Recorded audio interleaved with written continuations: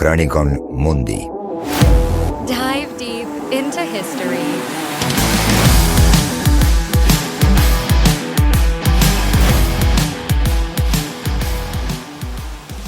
Welcome to the Deep Dive. Today, we are wrestling with one of the greatest hinge moments in all of 20th century history. I'm talking about the Chinese Civil War. In our timeline, the victory of Mao Zedong's Communist Party, the PCC, in 1949, it just fundamentally reshaped the entire world. It led to decades of isolation, those infamous radical social experiments, and a really violent realignment of the whole global Cold War structure. But what if that foundational event, that one critical pivot, took a completely different turn? What if the Nationalists, the Kuomintang or KMT, led by Chiang Kai-shek, had actually secured victory? We're diving deep into this projected alternate future, which we're calling the Jade Dragon world. And our mission today is, it's a rigorous counterfactual analysis. We're synthesizing historical trends, deep archival diplomatic documents, and strategic military logic to really project the consequences of a nationalist victory. We're not just, writing a fun story. We're trying to explore the strategic and economic pathway that could have been. Okay, so what's the core thesis here? Our core thesis is that a KMT victory, secured sometime between 1946 and 1949, would have caused three just monumental global shifts. Three big ones. First, it would have accelerated China's integration into the global economic system by at least 30 years. 30 years, wow. Yeah, transforming the global marketplace much, much earlier. Second, it would have prevented the known catastrophic forms of the Korean and Vietnam Wars. Which is massive. It's massive. And perhaps most critically, third, it would have shifted the primary confrontation of the entire Cold War. All the tension, the arms race, the fear to that massive 7,000-kilometer-long Sino-Soviet border. The result, then, is a world that today, in 2025, is almost unrecognizable. It's a world that avoided some of the absolute worst humanitarian nightmares of the 20th century, but at the same time, it created a powerful new kind of global rival. Exactly. A deeply nationalistic authoritarian state that over time would evolve into this massive economic power, challenging the U.S. not on ideology, but purely on economic and strategic grounds. So, to make this whole alternate future plausible, we have to start at the exact moment history could have broken. And the sources are really definitive on this. The window of opportunity for the KMT was incredibly narrow. It was. It was centered on the spring and summer of 1946. Specifically in the battles for Manchuria. Right. And Manchuria what was its significance? Manchuria was, and it still is, the industrial heartland of China. The Soviets had handed it over after Japan's surrender in August 1945. So initially, the tactical and strategic advantage lay entirely with the KMT. They possessed U.S.-trained and equipped elite forces. These were battle-hardened veterans from the Burma campaign, and they were commanded by really outstanding field generals like Sun Li-jen. These KMT units had successfully pushed Lin Biao's communist forces back northward. So if the KMT had the better troops, the better equipment, and all the momentum, why did the offensive just stall in our timeline? This is the fatal flaw, right? He was a failure of political will and diplomatic intervention. And this brings us to the Marshall Mission. General George C. Marshall. Yes. He was dispatched by President Truman to mediate the conflict, basically trying to force Chiang Kai-shek and Mao Zedong into a coalition government. Which was never going to work. A historically doomed effort, yeah. Marshall's primary fear wasn't really Mao's strength, but that a continued KMT offensive, especially deep into Soviet-adjacent territory in Manchuria, would trigger a direct Soviet military intervention. Okay, so he's trying to prevent World War III? In a way. And to prevent this perceived escalation, Marshall successfully pressed Chiang to accept a ceasefire in June of 1946. Looking back at the historical documents and the military analyses, this ceasefire is almost universally condemned as the fatal error. Why was it so fatal? I mean, what kind of shape were the communist forces in when that ceasefire was declared? They were, by all accounts, on the brink of total collapse in the Northeast. Lin Biao was losing ground, his forces were poorly organized, morale was just dropping through the floor. The ceasefire was a desperate lifeline for them. It gave them breathing room. It gave the PCCH the essential breathing room they needed to regroup, reorganize their leadership, and critically rearm. The Soviets, while officially honoring their treaty with the KMT, covertly facilitated the transfer of vast stockpiles of surrendered Japanese weaponry. We're talking heavy artillery, rifles, machine guns, right into communist hands. And more than just weapons, right? It let them dig in politically. Exactly. More importantly, it allowed the PCCH to fully consolidate political control over the rural peasantry and initiate these huge, large-scale recruitment drives. So let's pivot our timeline right there. In this alternate world, Chiang Kai-shek, maybe he has a clearer strategic vision, or maybe he gets a stronger commitment from the U.S. in line with this emerging Cold War doctrine, and he rejects Marshall's pressure. Right. The KMT's new First Army maintains its offensive momentum. And the target is? The target is Harbin, in the summer of 1946. Harbin wasn't just another city. It was the nerve center of the entire communist logistical apparatus in the Northeast. It functioned as the central railway junction connecting the PCCH supply lines directly to the USSR and to North Korea. So it's the logistical heart. It's everything. If the KMT's elite U.S.-trained forces had pressed that advantage and captured Harbin, the consequences would have just cascaded devastatingly for the communists. Well, the loss of that nexus would have strangled the flow of heavy artillery, fuel, and all their specialized supplies. And without that heavy logistics pipeline, the People's Liberation Army, the PLA, could not have transformed itself from a decentralized guerrilla army into the conventional military force that ultimately won the war in our timeline. So it breaks them militarily? It shatters their military image and really the political viability of the PCC in the North. Okay, but this brings us to the huge elephant in the room, the Soviet reaction. We've averted Marshall's fear of Soviet intervention, but if the KMT actually takes Harbin and crushes the PCC, wouldn't Stalin just intervene anyway to stop a powerful U.S.-backed China from rising on his border? This is where we have to rely on the analysis of Stalin's known pragmatism versus his ideology. You have to remember two key strategic realities here. First, Stalin harbored a profound distrust, even contempt, for Mao Zedong. Killed the margarine communists, right? Margarine communists, exactly. He viewed Mao's peasant-centric revolution as ideologically suspect and, frankly, unstable compared to the industrial proletariat-based movements he favored in Europe. Okay, so he didn't like Mao. What's the second point? Second, and this is more important, Stalin had already signed the 1945 Sino-Soviet Treaty of Friendship with Chiang Kai-shek's KMT government. A treaty with the Nationalists. Yes. And in exchange for recognizing Chiang as the legitimate leader of all China, Stalin secured crucial strategic assets: rail rights across Manchuria and the guaranteed use of the vital ports of Port Arthur and Daren. These were tangible, historical Russian goals. So he's faced with a choice. He can either save an ideological ally, he dislikes Mao, or he can preserve guaranteed strategic port access with a rising U.S.-backed power, which is Chiang. And he chooses stability in ports. Makes sense. Absolutely. The sources all conclude that Stalin would opt to cut his losses. He would prioritize preserving those negotiated rail and port rights by adhering, at least officially, to the KMT treaty. Risking a direct military confrontation with the KMT, who were demonstrably winning, were U.S.-backed, and backed by a U.S. that still enjoyed a nuclear monopoly. It was a non-starter for him. So a quick, decisive KMT victory, say by 1948, it just sidesteps the whole problem. It fundamentally avoids the conditions that would be necessary for Soviet military intervention. So we have the conventional military victory by the KMT probably around 1948, but as we noted, China is just too big, too decentralized, too fractured for the conflict to end with the treaty signing. So now we move into the consolidation phase, which the sources call the Continental White Terror. This is where the price of that stability is paid. So the war isn't over. The war doesn't end. It just transitions. Mao and the core PCC's leadership would certainly attempt a retreat, trying to replicate the political legitimacy of the Long March. But without Manchurian industry, without Soviet heavy support, and with a KMT army that now has superior mobility and U.S. intelligence, they're just hunted down. They're degraded into a chronic, low-level insurgency, confined to remote, mountainous areas. It becomes a security problem, not an existential threat. And the KMT's solution to security problems, based on what happened in Taiwan, in our world, it was not subtle. That is a massive understatement. When the KMT retreated to Taiwan, they imposed 4 decades of martial law, the period we know as the White Terror, to meticulously eradicate any real or perceived communist influence. And that resulted in thousands of executions. Thousands of executions and tens of thousands imprisoned or just disappeared. Yeah.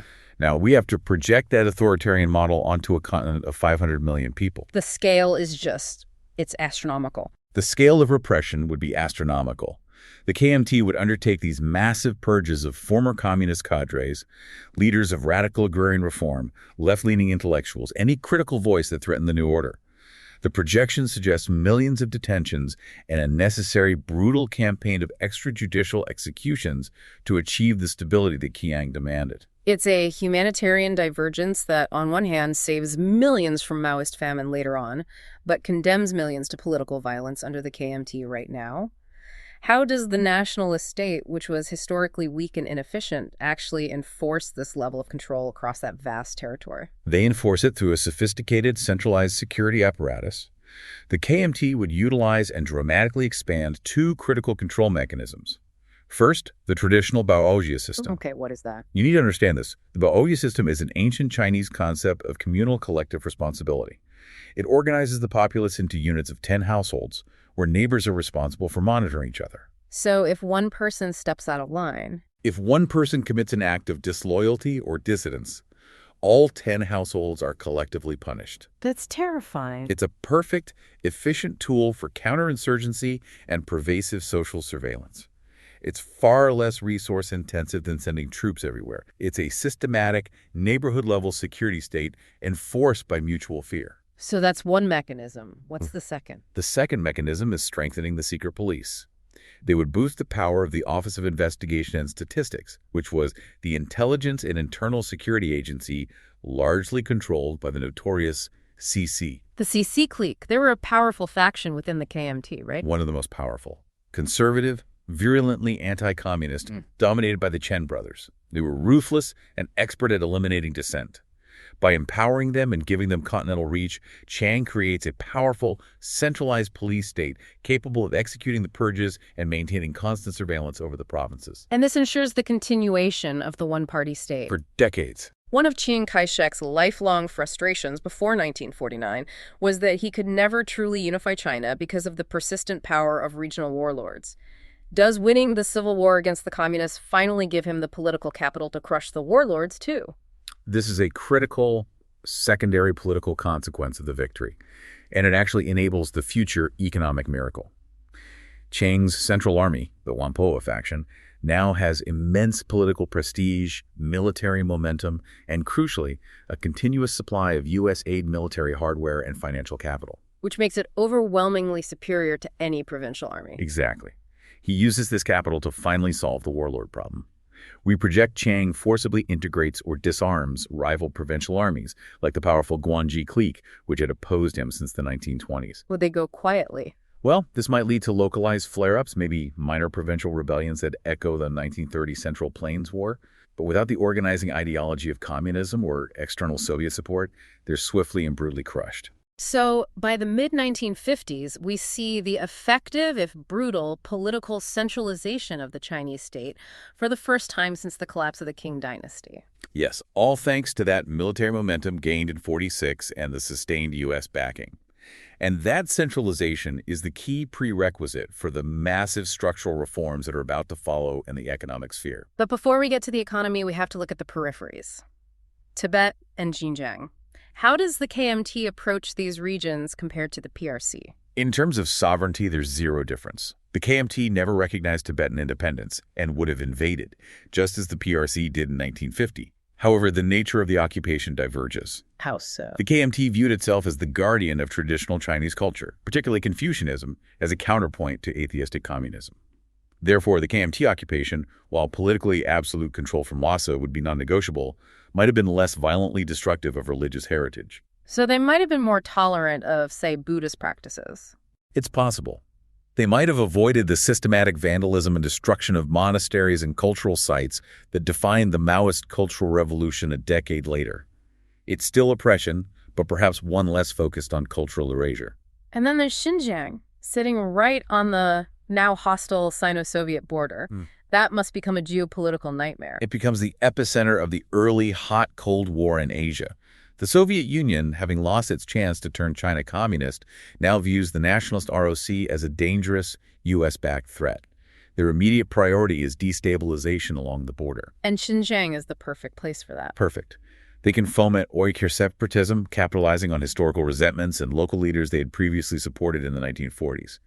The Soviets supply arms, training, and logistical aid to separatist groups, turning Xinjiang into a long-term chronic proxy war zone throughout the 1950s and 60s. So that forces the ROC to divert huge resources to its western border. A constant drain on the national budget and a source of intense localized conflict, all feeding into that overarching Sino-Soviet tension. So if the political outcomes were defined by this brutal consolidation, the economic outcomes define the new global order. We are now talking about the 30-year leap China entering the world economy in 1950 rather than 1978. This is the most profound and far-reaching consequence of the counterfactual. In our timeline, the KMT collapsed largely because of runaway hyperinflation and endemic corruption. For the ROC to survive on the continent, the U.S. would demand, and the KMT would have to accept, massive structural reforms. Wait. Why should we assume the KMT, which was so corrupt and inefficient in the real world, would suddenly become this technocratic state capable of managing 500 million people? Doesn't the corruption just reemerge? That's the crucial challenge, and the answer lies in the conditions attached to the massive Marshall Plan for China. The U.S. views the ROC as its primary bastion against the Soviet threat in Asia. Failure is just not an option. So the aid comes with strings attached. Big strings. Huge strings. Aid is contingent upon strict, transparent financial reforms supervised by American economic advisors, a parallel to the successful reconstruction of Japan. This forced technocracy is the only way to secure the billions in necessary capital. And the first step has to be tackling inflation. Absolutely. A new currency, launched and backed explicitly by U.S. gold and foreign exchange reserves, is essential to finally stamp out the hyperinflation that destroyed the KMT's credibility before 1949. This external leverage allows Chiang to bypass or sideline the most corrupt elements of his old guard. He's effectively exchanging political autonomy for economic survival and military might. Okay, so the finances are stabilized, but the first and most critical reform must be land reform, right? To address the massive, desperate rural population that gave Mao his base. How does the KMT achieve this without inciting the widespread class violence that Mao promoted? They scale up the successful model that was proven on Taiwan, the Joint Commission on Rural Reconstruction, or JCRR. The genius of the JCRR was its technocratic, nonviolent approach, which completely defanged the communist revolutionary message. So how does it work on the mainland? On the continent, this model is implemented rigorously. It begins by strictly limiting land rents to 37.5% of the harvest, which immediately improves the economic stability of tenant farmers. Then comes the radical part, the policy of land to the Labrador. The state doesn't simply seize land, it buys it from the large landowners. And how do they pay for this massive national land purchase? That must have been a crushing financial burden. That's the true stroke of genius in the JCRR model. The landowners were paid not in cash, which would be subject to inflation, but predominantly in state enterprise bonds and shares in newly nationalized or existing state-controlled industries. Like textiles, cement. Exactly. Textiles, cement, or banking. Think about the mechanism here. Chiang is forced to betray his conservative landowning base. Politically, but economically, he provides them a graceful exit. Their agrarian wealth, which was politically volatile, is converted into capital investment. So you turn the old land barons into the new industrialists. Suddenly, their future prosperity is tied directly to the success of China's industrialization and the stability of the KMT-run state enterprises. It transforms them overnight, neatly bridging the gap between agriculture and industry. That's a profound political and economic mover. Chiang satisfies the peasants, which boosts agricultural productivity, and he appeases the dispossessed elite by giving them a stake in the emerging industrial economy. Precisely. The combination of intense U.S. pressure and the existential fear of that lingering communist insurgency compels Chiang to execute this reform. By the mid-1950s, China has a massive productive class of small, conservative, politically stable landowners and a solid financial base for industrial investment. So the foundation is set. China then follows the path of the other Asian tigers, Japan, South Korea, Taiwan, but the scale is just incomparable. The scale is everything. China adopts the East Asian state developmental model, starting immediately in the 1950s. This occurs in two distinct planned phases. Phase 1, 1950-1965, is import substitution. So making things for themselves first. Right. The KMT focuses state capital on developing light industries, textiles, food processing, basic consumer goods protected by high tariffs. The goal is to substitute imports with locally made goods to satisfy the colossal domestic market, generating employment and saving foreign exchange. And then phase 2. By the mid-1960s, that domestic base is strong enough for phase 2, export orientation. Leveraging its already vast, low-cost labor pool and state-guided investment, China aggressively enters the global market. They establish special economic zones, likely in Shanghai, Tianjin, and Canton, decades before Shenzhen in our timeline. So China becomes the factory of the world not in the late 1990s, but by the 1970s. Demonstrably, yes, by the 1970s, and that puts immense pressure on Japan, which in our timeline was the primary industrial power in Asia during that period. The entire global economic landscape of the 70s is just completely different. Totally different. Instead of a rising Japan dominating Asian manufacturing, you have a massive ROC already exporting competitive light industrial goods and rapidly moving into higher value sectors like basic electronics. It's challenging both Japan and the emerging economies of South Korea and Taiwan simultaneously. This forces global trade and manufacturing processes to adapt decades sooner. If we look at the raw numbers, the most significant impact is, tragically, the humanitarian impact of avoiding the Maoist disasters. It cannot be overstated. The avoidance of the Great Leap Forward from 1959 to 1961 means that between 20 and 45 million people do not perish from famine.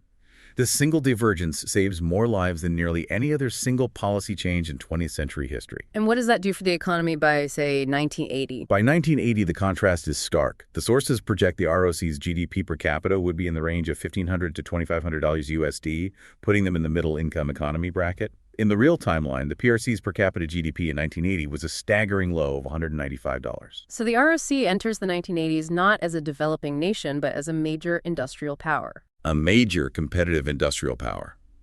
And then there are the demographics. The KMT avoided the policy that defines modern China in our timeline, the compulsory one-child policy. Right. They never did that in Taiwan. No. The KMT historically promoted voluntary family planning. The slogan, "Two children are perfect," was common, but they never instituted the centralized, coercive mandates that characterized the PRC's approach later on. So what does that mean for the population structure? The combination of avoiding the famine, which killed off huge swaths of the reproductive generation, and avoiding the coercive one-child policy means the demographic structure is entirely different. Early, sustained economic development and urbanization naturally lead to lower fertility rates. So you get a much smoother, more organic demographic transition. Exactly. Starting in the 60s and 70s, this alternative China avoids the severe gender imbalance and the looming rapid aging crisis that is currently pressuring the PRC economy.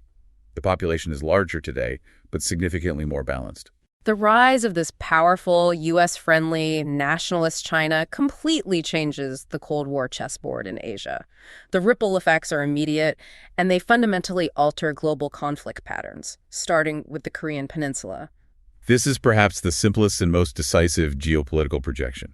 The Korean War, as we know it, starting in June 1950, does not happen. It just doesn't happen. Why? Because historical analysis confirms that Joseph Stalin, ever the cautious strategic planner, only gave Kim Il-sung the final green light to invade South Korea after he had secured explicit binding guarantees from Mao Zedong that communist China would intervene with ground troops if the U.S. intervened. So Mao's victory was the prerequisite for Kim's invasion? It was the strategic prerequisite. In our counterfactual, Mao has been crushed. The U.S.-backed KMT occupies the entire Chinese mainland, sharing a 7,000-kilometer border with the Soviet Union. The strategic risk for Stalin of authorizing Kim's invasion is now unacceptable. It would expose his southern flank. Dangerously. Launching a massive proxy war in Korea would dangerously expose the vast, newly hostile southern flank of the USSR to a mobilized U.S.-supported Chinese army. The risk of a two-front war against the U.S. and the ROC would be too high. Stalin would veto the invasion. So no massive Chinese intervention, no three-year grinding war, no lasting division. What happens to North Korea? It remains a small, highly isolated Soviet client state, similar to how it existed before 1950. Or perhaps it's unified under a pro-Western Seoul much earlier. The Kim regime, surrounded by the powerful ROC to the north and the U.S. and South Korean forces to the south, lacks any strategic depth or secure supply routes. Survival would be a struggle. A constant, desperate struggle. And the modern North Korean nuclear problem simply does not emerge in the same catastrophic form. Okay, now for the other great Asian conflict, Vietnam. The Viet Minh insurgency, and later the Viet Cong, relied utterly on secure sanctuary and material supply lines from communist China. That material support was the lifeblood of Ho Chi Minh's revolution. Without it, the entire Indochina conflict is strangled. The KMT, remember, was vehemently anti-communist, and they had a history of intervening against Ho Chi Minh. They were in North Vietnam in 45. KMT troops occupied North Vietnam in 1945 to accept the Japanese surrender and actively supported local anti-colonial, anti-communist nationalists against Ho's Viet Minh. A nationalist China would aggressively interdict communist supply lines and continue supporting anti-communist forces in Vietnam, Laos, and Cambodia. So without that safe haven, without the supplies. Without the secure border, the training facilities, and the massive tonnage of supply from the north, which provided the strategic depth necessary for sustained guerrilla warfare, the Viet Minh insurgency simply cannot maintain the pressure required to defeat France or later, the South Vietnamese government. Therefore, the massive U.S. intervention that defined the 1960s, the Vietnam War, is averted entirely. The sources strongly conclude the conflict is contained, perhaps resolved by a combination of regional nationalist forces and residual French influence much earlier.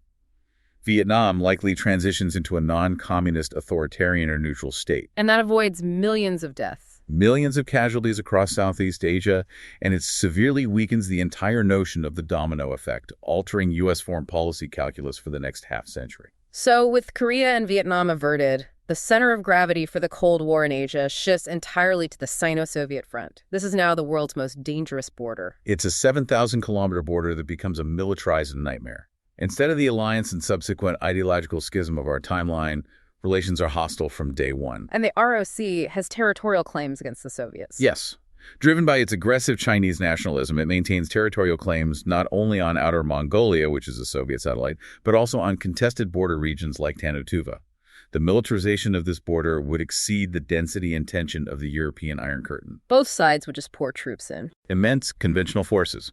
Border skirmishes, far from being occasional incidents like the real-world Zenbo Island clash in 1969, would become frequent, chronic flashpoints from the mid-1950s onward. This constant low-level conflict keeps the world on edge. Given that constant threat of Soviet destabilization in Xinjiang and Mongolia and the overwhelming conventional might of the Soviet military, the ROC would be forced to seek an absolute deterrent: nuclear weapons. Deterrence becomes the single national priority, and the ROC has the means. China had brilliant world-class nuclear scientists, many trained in the U.S. or Europe, and now possesses a robust, industrializing economy to fund the program. So this isn't like the small program they tried on Taiwan. No, this is a full-scale, top-priority national project. The existential threat from the USSR, combined with the industrial capacity, means that the ROC would successfully test a nuclear device far earlier than the PRC did in 1964. We project this could happen in the late 1950s or very early 1960s. And this rapid nuclearization leads to the greatest danger point of this alternate timeline: the Gobi Missile Crisis. The Gobi Missile Crisis is the ultimate test of the U.S.-ROC alliance. The moment Soviet intelligence detects that the ROC is nearing readiness for nuclear deployment, likely at test sites like Lopner, the Soviets face an impossible choice. Tolerate nuclear China or strike first. Tolerate a nuclear-armed, hostile, U.S.-backed China on their border, or launch a surgical preemptive strike to wipe out the facilities. The analysis suggests the Soviets would seriously contemplate the strike. They'd see the ROC nuclear capability as an existential threat far more volatile than Cuba. And that forces the U.S. president into an agonizing decision. Absolutely. Would the U.S. risk war with Moscow over a strategic Asian ally? The Soviets know the U.S. might fight for Western Europe, but would they risk a nuclear exchange for a nationalist regime in Asia? This crisis in the Asian desert has the potential to be geographically larger, strategically riskier, and perhaps even more volatile than the 1962 Cuban standoff. Stepping back from the high-stakes military tension, we return to the daily lives of the Chinese people. The elimination of the Maoist era means a profound cultural and social transformation, beginning with the avoidance of the Great Leap and the Cultural Revolution. The human impact of avoiding the Cultural Revolution from 66 to 76 is almost as significant as avoiding the famine.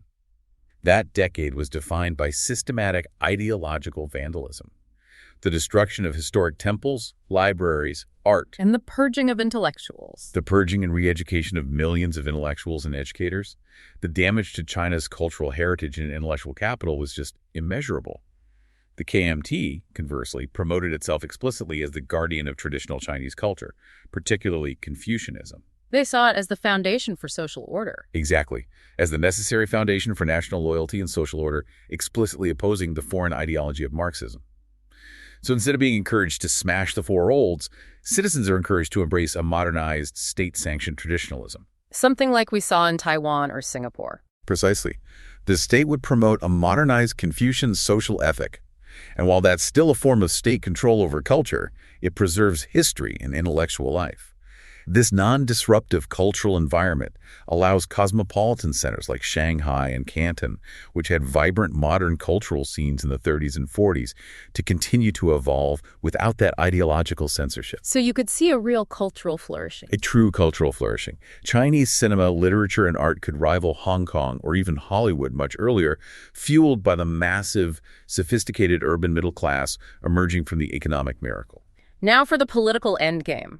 We have a powerful, centralized, and economically dynamic nationalist state that is still authoritarian, built on the foundations of the White Terror. Does this nationalist, Leninist-structured single party ever give up power? Does the Jade Dragon ever become democratic? The sources strongly suggest a path to political pluralism, though a slow one, based on the precedent set by the KMT's eventual political liberalization in Taiwan and the transition paths we saw in places like South Korea. So you see the Chiang dynasty continuing for a while. We project the continuance of the Chiang dynasty until the mid-1970s, with Chiang Kai-shek succeeded by his son, Chiang Ching-kuo. The regime remains highly authoritarian and party-dominant for decades. What forces the change, then? The KMT historically fought tooth and nail to retain power. The driving force is inevitable, and it's a result of their own economic success. Rapid industrialization and integration create a vast, educated, economically powerful urban middle class. Millions of engineers, managers, entrepreneurs, and students. And this new middle class starts making demands. This class, having tasted economic freedom and prosperity, inevitably begins to demand political participation, rule of law, and accountability. We saw this dynamic play out across East Asia. The question isn't if the KMT will liberalize, but when and how fast. And it would probably be slower than in Taiwan, given the scale. Exactly. Given the sheer scale of the continental state, the persistent internal security threat from the lingering communist insurgency in remote areas, and the necessity of managing regional diversity, the transition would be slower than the one we observed in Taiwan. So what's the political outcome by the turn of the 21st century? The projection is that China achieves a competitive but imperfect party-dominant democracy by the 1990s or 2000s. Think of a political system akin to the long-term dominance of Japan's Liberal Democratic Party or Mexico's PRI during the latter half of the 20th century. The opposition parties exist, elections are held. But the KMT maintains overwhelming structural and financial dominance for a very long time.